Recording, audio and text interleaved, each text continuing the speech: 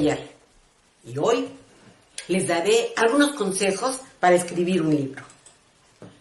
Tenemos libros de ciencia, históricos, relatos de vida, recetas de cocina, plantas medicinales, política, guerra.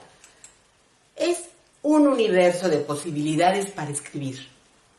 Escribir un libro no es privilegio ni de los eruditos, maestros, incluso ni de los fanáticos de la lectura. Para escribir hay que hacerlo con el corazón. Antes quisiera mencionar de manera breve 4 personajes que han dejado huella en la humanidad. Bill Gates nos heredó la herramienta del siglo. Con sus programas podemos corregir ortografía, gramática, formatear un libro, pero lo más importante, no se desperdicia papel. Ahora voy a hablar de una singular escritora, Mary Shelley. Ella escribió una de las obras más vendidas en la historia, Frankenstein. Lo interesante de esta fabulosa mujer, que lo escribió hace 200 años, cuando la mujer no tenía derecho a incursionar en los oficios de los varones. Y lo más asombroso, fue su primera novela. Ahora es el turno de una escritora contemporánea, J.K. ¿Quién no conoce Harry Potter? Esta historia fue rechazada de muchas editoriales hasta que alguien creyó en ella. Las editoriales no tienen la última palabra. Quiero mencionar a Jeff Bezos. Bueno, él es el dueño de Amazon. Pero lo interesante de él fue que creó una de las librerías más grandes, sin tener ningún ejemplar.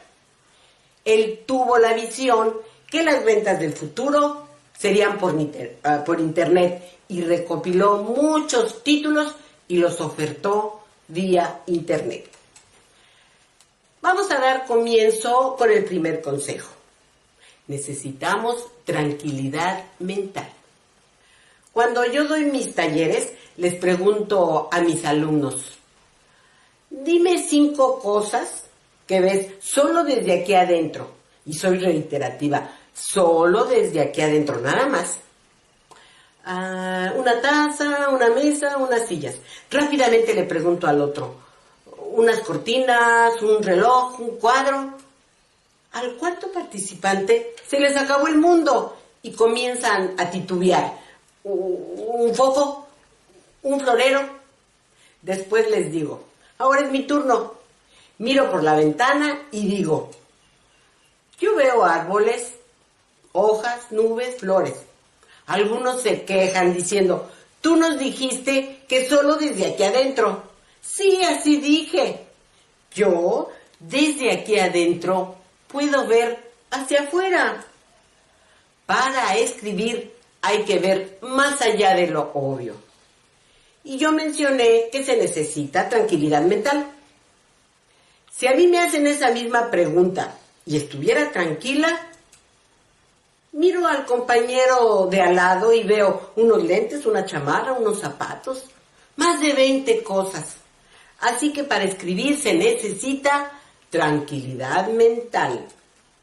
Hay que cerrar en nuestra mente las ventanitas de los pagos, de los compromisos, de las invitaciones, el trabajo. Bajo presión no podemos escribir. Otro consejo, adaptarse al lugar. Es una mentira que necesitamos irnos a una cabaña o frente a un lago para escribir. No es verdad.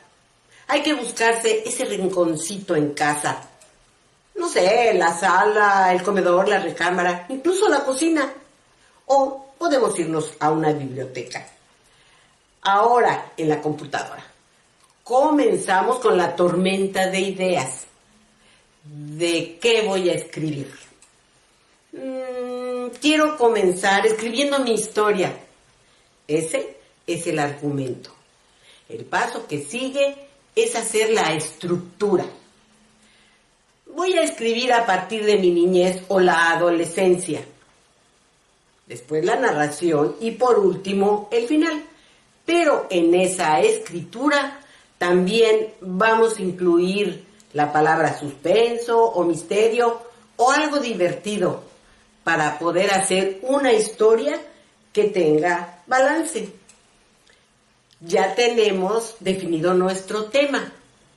Ahora, ¿qué sigue? Investigación. Si es mi historia, voy a preguntar a mis papás, abuelos, tíos, pasajes de mi vida que tal vez olvidé. Buscar en el internet algún hecho relevante de aquella época, porque al ir escribiendo mi historia con investigación, voy enriqueciendo la narrativa. Si vamos a mencionar personajes, vamos a darle la real caracterización. Por ejemplo, si es un deportista, yo voy a visualizar un deportista que conozca y lo voy a describir como es. Si voy a hablar de un maestro, pues a lo mejor recuerdo a mi maestro en la escuela. Entonces, voy a definir sus reales características. Tal vez el siguiente consejo pueda parecer aberrante. No se preocupen de la ortografía, ni de la puntuación, ni de las comas. Pónganse a escribir. Escuchen esa voz interna que les dicta. Vivan la historia. Y olvídense si la H es muda, si la C, la Z o la C. No, porque si ustedes se desconcentran, la inspiración se va. Elementos que se necesita nuestra escritura. Los sentimientos.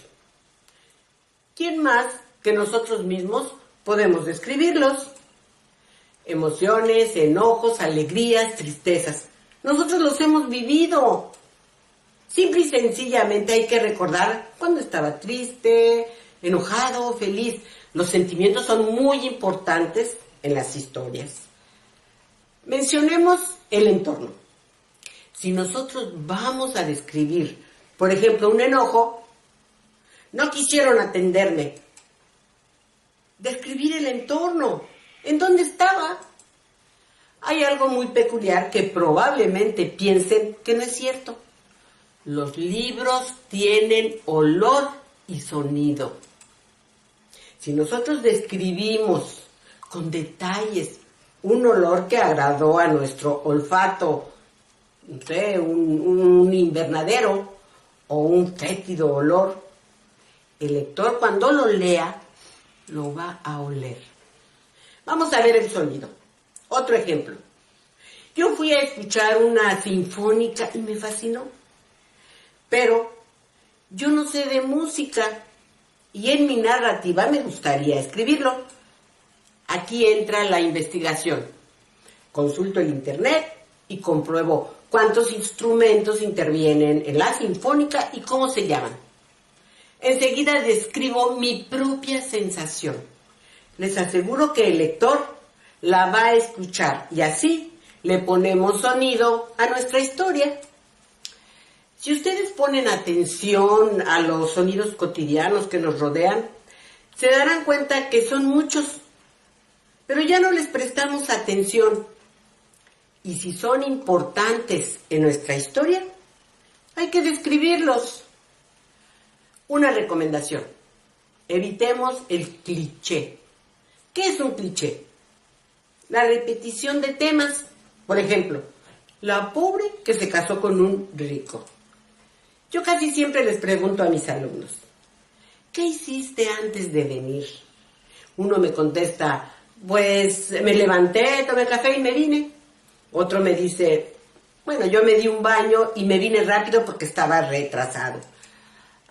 Y quizás el más descriptivo dice, bueno, yo antes de venir sí tomé un desayuno porque no sabía cuánto tiempo iba a durar el taller. Interesante. Nadie despertó y ninguno se vistió. Y yo los estoy viendo con ropa. Además me gustaría saber si los tres llegaron volando, en motocicleta, en autobús o coche. Y lo que me dijeron, yo lo escribo en un renglón. ¿Y qué pasaría si describimos los detalles? Nosotros podemos dar a entender cuando despertamos de manera subliminal. Por ejemplo, sentí la claridad estrellarse en mi cara. Miré el reloj y era demasiado tarde. Aquí ya estamos dando a entender que abrimos los ojos. Y si lo describimos de manera poética o romántica, estamos embelleciendo la historia. Otros detalles cotidianos. Les voy a dar uno muy simple, si es una mujer. Abrí el closet y los colores de la ropa danzaron a mi vista para provocarme el conflicto de cada día. ¿Qué me pongo? El hombre. Abrí el closet y saqué la primera camisa que encontré. Yo no me fijo si combina o no. Pero hay hombres que sí se preocupan por los colores y aquí entra la caracterización de nuestro personaje para reforzar la personalidad y darle veracidad a la narrativa. Con los detalles cotidianos, pero escritos con el corazón. Otro consejo. Los personajes que intervienen en nuestra historia, debemos cerrar su círculo. ¿Qué pasó con ellos? Ahora hablemos de los diálogos. Yo aconsejo que sean cortos y con un lenguaje natural y por supuesto con signos de admiración, de pregunta, entrecomillados, si el diálogo lo requiere. Porque en la narrativa la podemos ampliar de manera excelsa. Vienen los últimos consejos. Primero, corregir ortografía, utilizando la herramienta que nos heredó Bill Gates. Pero, mucho ojo, no son confiables. Nos ayudan en gran medida, pero no corrigen de manera perfecta. Nosotros debemos darle el toque final. Después, las palabras repetitivas. Porque recuerden que al principio recomendé que escriban tal y como hablan. Y nosotros usamos mucho y entonces le dije y entonces vino. Muchos y muchos qué. También hay una función que nos dice cuántas veces escribimos la misma palabra. Y para eso entramos al internet a buscar un diccionario de sinónimos. Para decir lo mismo con diferente palabra. Mi consejo es pedir la ayuda de otros ojos. Algunas veces cometemos errores en letras porque lo leemos por asociación y no nos damos cuenta. ¿Qué sigue? Escribir el final. A muchos escritores nos sucede que ya queremos terminarlo y nos apresuramos. No. Es mejor darnos un espacio y meditarlo porque tal vez nuestra historia dio un giro y podemos redefinir el final. Algunas de mis alumnas a veces me dicen, a mí me encantaría escribir, pero de verdad no tengo tiempo. Y yo les contesto, haz un análisis de todas tus actividades de tu día y vas a encontrar que puedes reducir un poco de tiempo. El desayuno en 20 minutos. Tal vez lo puedo hacer en 10 o 15. Si reviso mis correos o los chismes, ocupo media hora. Puedo hacerlo en 10 minutos. Si miro televisión 1 hora, a lo mejor puedo parar o solo ver lo importante. Estoy segura que te queda media hora libre, suficiente para empezar. Visualicen un tren. Sus vagones están cargados de ideas, sueños, planes. Y la máquina que va a jalar toda esa carga somos nosotros. Al principio cuesta trabajo, pero poco a poco el tren se va deslizando por las vías con mayor facilidad. Y les aseguro que si comenzamos invirtiendo media hora, después lo disfrutamos tanto que hasta los fines de semana podemos escribir todo el día. Porque nuestra historia va corriendo suavemente. Y para cerrar este video, les diré la principal clave para escribir: la disciplina. Esto esto es vital. Si nos comprometemos diario, debe ser diario. Habrá algunos días que tengamos el famoso bloqueo literario. Bueno, esos días podemos corregir y les aseguro que la inspiración regresa. Muchas gracias.